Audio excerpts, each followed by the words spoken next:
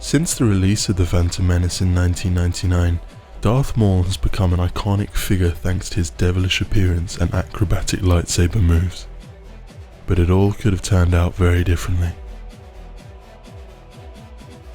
The beginnings of the character date to the mid-1990s, when George Lucas began writing the first of 3 long-awaited prequels to the original Star Wars trilogy.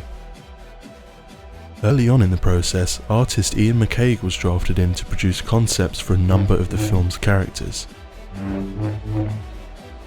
Because Episode 1 had a full 3 years of pre-production, an almost unheard of length of time for a feature film, McCaig, who would also design the character of Padme, spent huge amounts of time trying to design a character to compete with Ralph McQuarrie's original design for Darth Vader. At first, when McCaig was asked to design the saga's newest Sith Lord, he tried to design a mask or helmet. McCaig almost had a nervous breakdown during the process as, in his own words, Vader had a perfect design. Finally, after 3 years, McCaig began to design a villain with an exposed face. It was around this time that plans were briefly considered to make Darth Maul a woman. In Lucas's script, the character of Darth Maul is described as a vision from your worst nightmare. Taking this advice, Ian McCaig produced concept art for the character showing a fearsome-looking Sith witch with strands of red ribbons falling across her face. But George Lucas thought the look was too intense, telling McCaig to come up with his second worst nightmare instead. The breakthrough came when McCaig began turning other members of the Episode 1 art department into Sith Lords.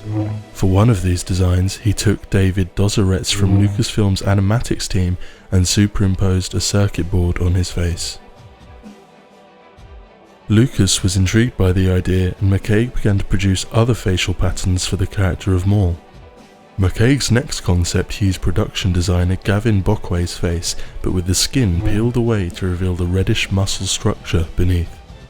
McCaig added pieces of black tape to the design, creating a Rorschach effect that looked as if he had dropped ink patterns onto the picture and folded it in half. George Lucas loved it, and the patterns quickly evolved into Darth Maul's iconic tattoos.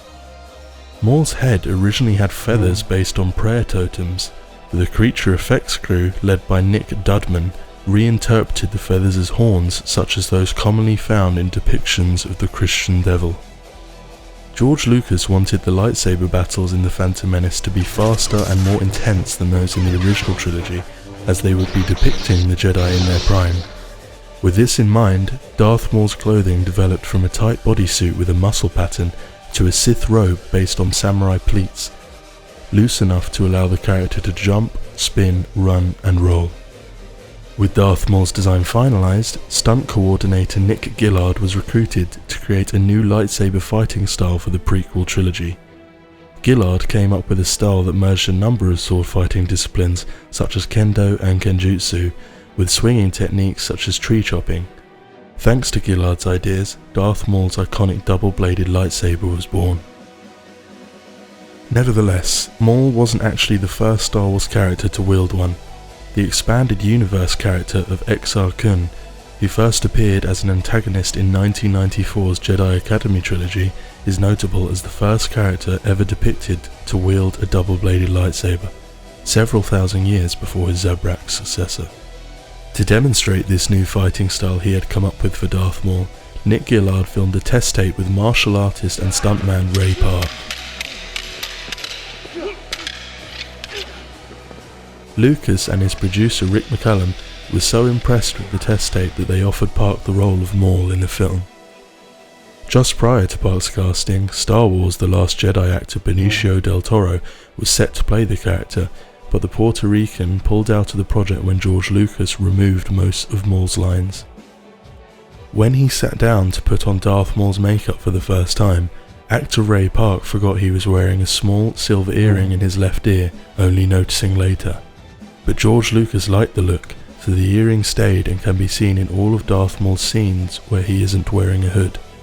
Park also had a hand in developing Maul's fighting style, asking that the hilt of his double-bladed lightsaber be made longer so that he could use it more efficiently.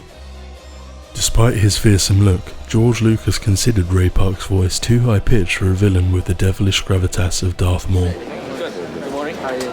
British actor and comedian Peter Serafinowicz was quickly drafted in to voice Maul for just 3 brief lines in the film. Serafinowicz later joked about how disappointing the experience of working with Lucas to create the character had been. I said, how do you want me to do this? What direction can you give me? And he said, just make him evil. Just make him sound real evil. All right, okay. They had to revoice this Ray Park guy because his voice was, I don't know, it was just like too soft, And I remember George Lucas saying to me, you're kind of like the new James Earl Jones. And I was like, am I? No. After the release of The Phantom Menace in 1999, Darth Maul proved an incredibly popular character despite a mixed reaction to the film itself. The character's brief appearance of less than 10 minutes left fans yearning for more, but luckily for them, his Star Wars story wasn't over. In 2011, Maul returned in Season 4 of the Clone Wars animated series. Because he had been cut in half in The Phantom Menace, the former Sith apprentice required a new set of cybernetic legs for the show. Luckily, a cyborg form of Darth Maul had previously been created by ILM concept artist Aaron McBride for the Infinity's graphic novel Star Wars Visionaries. For the character's return in the Clone Wars, voice actor Sam Witwer knew that Maul was a popular character and therefore felt a responsibility to get it right and respect the character's iconic status. Witwer described Maul as broken and attempted to convey a shattered mind through his acting. The character's design on the show is very similar to his look in The Phantom Menace, and the animators used the designing of the character as an opportunity to improve animation on the series. Because the character's appearance required him to show emotions such as anger and hatred using only facial expressions, the animators spent time improving the modelling process so they were able to achieve better expressions. Maul's time in the Clone Wars came to an end with defeat at the hands of his former master Darth Sidious.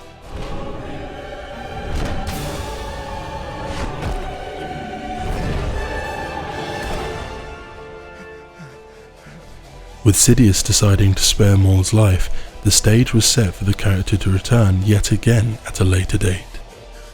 Since the executive producer of Star Wars Rebels, Dave Filoni, had decided to bring Darth Maul back in the Clone Wars, he felt a responsibility to bring the former Sith apprentice's story to a meaningful conclusion.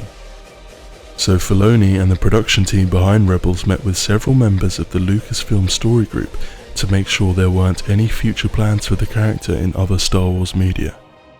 Thankfully, a much older Maul resurfaced in Star Wars Rebels in 2016, with Sam Witwer returning to voice the character. Maul's death came very quickly in a short duel with Obi-Wan Kenobi, a decision which wasn't made lightly. Filoni took inspiration for Obi-Wan's final duel with Maul from Kyuzo, the master swordsman in Akira Kurosawa's Seven Samurai, who engages in a duel he doesn't want to fight because he knows it will be over quickly. In the duel, Maul tries to defeat Obi-Wan with a very similar move to the one he killed Qui-Gon Jinn with. Maul tries the same move again, but Kenobi is ready and slices his lightsaber in half. As he dies in the arms of Obi-Wan, Maul learns that the Jedi Master is protecting the Chosen One. Realizing that there is still hope to destroy Emperor Palpatine, who has wrecked his life, Maul's objectives finally align with his lifelong nemesis.